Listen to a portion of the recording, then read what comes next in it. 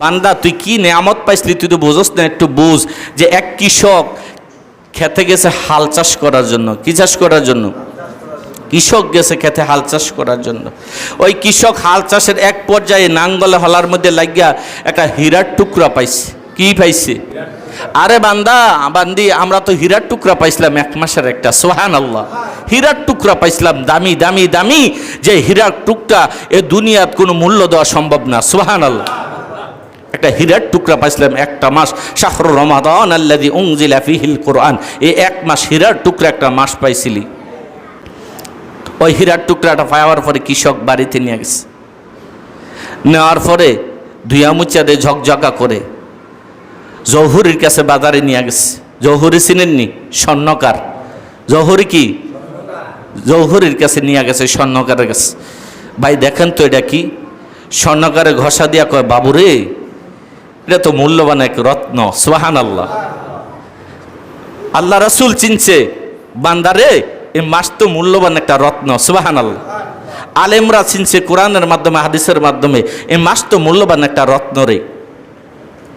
জহুরি বলে, ও আল্লাহর বান্দা, তোমার এই হীরার টুকরার মূল্য দেওয়ার সমর্থ আমি জহুরির না, গোটা দুনিয়ার জহুরি একসাথ করলেও তোমার হীরার টুকরা মূল্য দেওয়া সম্ভব না, সুবহানাল্লাহ।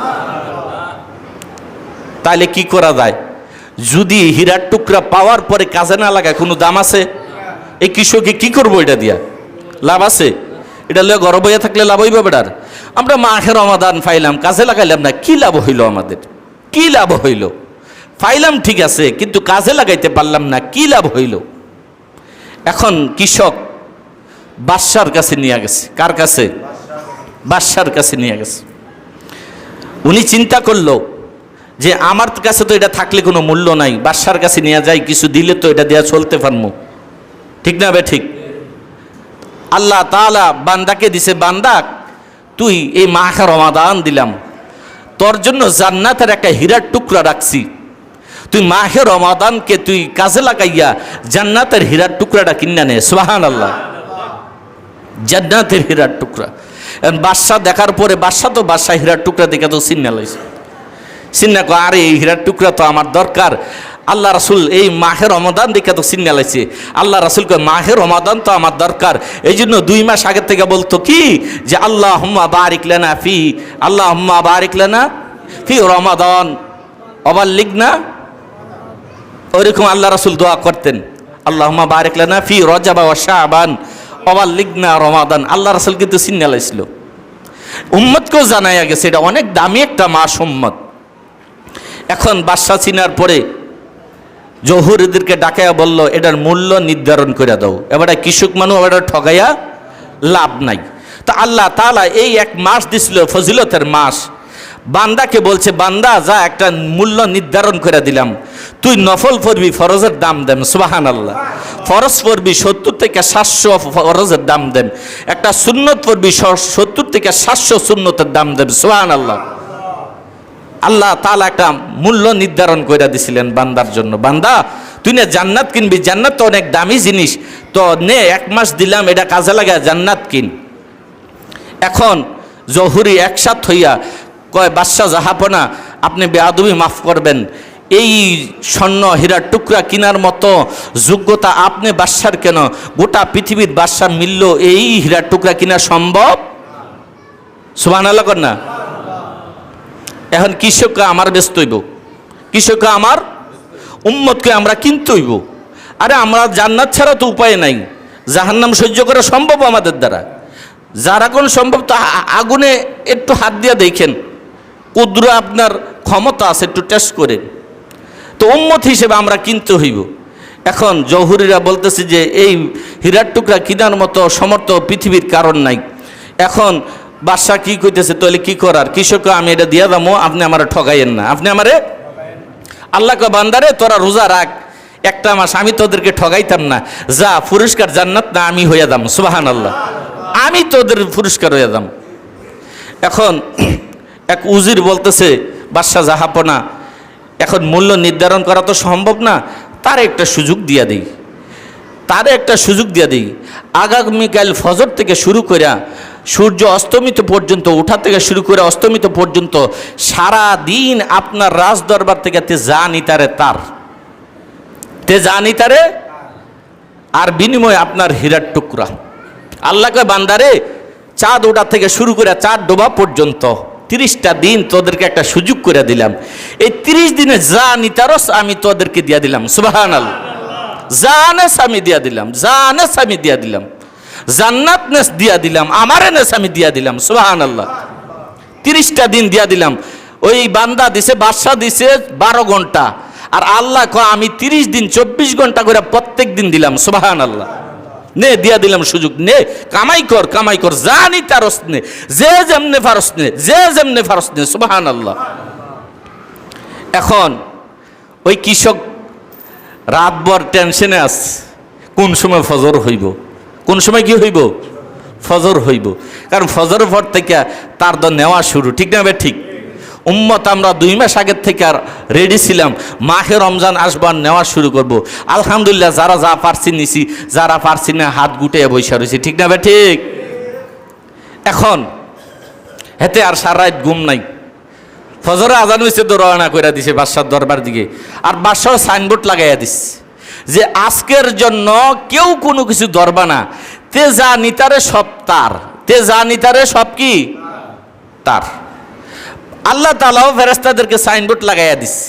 ফেরেশতারা বে হিসাব দেম, আমি কি হিসাব, বে হিসাব দেম, তোরা লেহালেই করে পারতি না, দেয়ার মালিক তো আমি দেম, আমারটা আমি দেম, কি দেম, তে যা নিতারে তা দেম। সুবহানাল্লাহ। এখন ফজর ওয়াক্ত এতে নেওয়া শুরু। প্রথম গিয়া ঢুকছে, ঢোকার পরে দেখতেছে রাজকীয় পোশাক, রাজকীয়। তে কয় সম্পদ যদি থাকে, কাপড় চোপড় বালা না হইলে কি ভাল লাগে? টাকা পয়সা যদি হয় তো কাপড় চোপড়ের পরিবর্তন হয়। এনতে চিন্তা করছে যা নেওয়া তো হারাদিন রয়েছে, কিছু পোশাক আশাক পিন্ধা লই। তে এখন পোশাক পাইয়া একটা পিন্ধে একটা খোলে, একটা পিন্ধে একটা খোলে, আর আয়না একটা লাগাই রাখছে, এই আয়নাটার কাছে যায় গিয়া মোস্টারে এমন করে হেমন করে করতে করতে বহুক্ষণ লাগাইয়াতে একটা পোশাক নির্ধারণ করছে। কয়টা পোশাক? কয় না মাশাআল্লাহ, এটা মানছে, এটা কিরছে। তা আমাদের কিছু মানুষ, মা মহিলারা বিশেষ করে, এই যে মাহে রমজান আইছে, এই পোশাকের পিছনে মার্কেটে দৌড়াইতে দৌড়াইতে দৌড়াইতে দৌড়াইতে আল্লাহ 30টা দিনে শেষ করছে, ঠিক না ভাই? ঠিক। হুদা পোশাক আর পোশাক। মা মহিলাদের কি কি আল্লাহ তাআলা মাহে রমাদান দিছিল পোশাকের জন্য? পোশাকের জন্য। ঈদ কি ফুরান কাপড় দিয়া করলে ঈদ হয় না নাকি? কোনো মাওলানা সাহেব কইছে বলে ফুরান কাপড় দিয়া করলে ঈদ হইতো না? হ্যাঁ, নতুন কাপড় পরা সুন্নাহ। নতুন কাপড় পরা কি? পুরান কাপড় দিয়ে তো ঈদ হয়। আর ঈদ কার জন্য? যার জান্নাত কামাই হয়েছে তার জন্য, ঠিক না ভাই? ঠিক। যে কিছু কামাই তারলেন না, মার্কেটে মার্কেটে করলেন, আপনার আবার ঈদ কিতা? আপনি 6 জোড় আর 9 জোড় জুতা কিনলে লাভ হইব কিতা? এখন এই পোশাকের বিষয়ে রাজ্যের সময় বার করে লাইছে। এরপরে সামনে আরেকটা রুমও গেছে, গিয়া দিয়ে রাজকীয় খাবার দিয়া রাখছে। কি দিয়া রাখছে? হে আমরা আল্লাহর বান্দার এক শ্রেণী আছি, হ্যাঁ, সেহার রুক্ত খাই, ইফতার রুক্ত খাই, সারাদিনে খাই, ঠিক না ভাই? ঠিক। ওই তার মতো হেতে খানা পাইয়া আগে খাইয়া লই, শরীরে শক্তি হইলেন না নিতাম। তে রাজকীয় খাবার পাইয়া খাইতে খাইতে খাইতে খাইতে আবার কাটাই লেছে 2-4 ঘন্টা। আমাদেরও জিন্দিগির এই একই হালত গেছে। 30টা দিন এক শ্রেণীর মানুষ খাইতে খাইতে খাইতে খাইতে দোকানপাট বাড়ি ঘর খাইতে খাইতে সময় কাটাইছে, ঠিক না ভাই? ঠিক।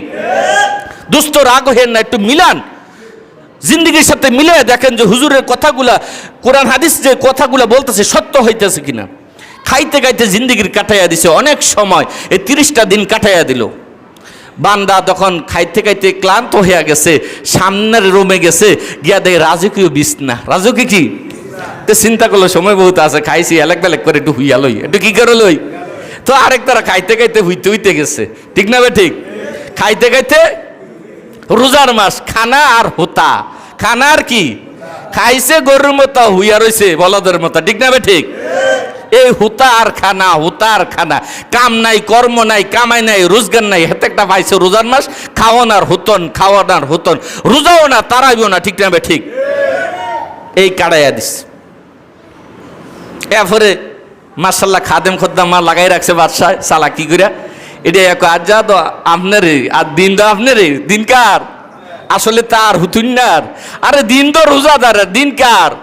আর দিন তো হীরার টুকরা ওলাদ, দিন তো জান্নাত ওলার, দিন তো তাহাজ্জুদ ওলার, দিন তো তারাবি ওলাদ।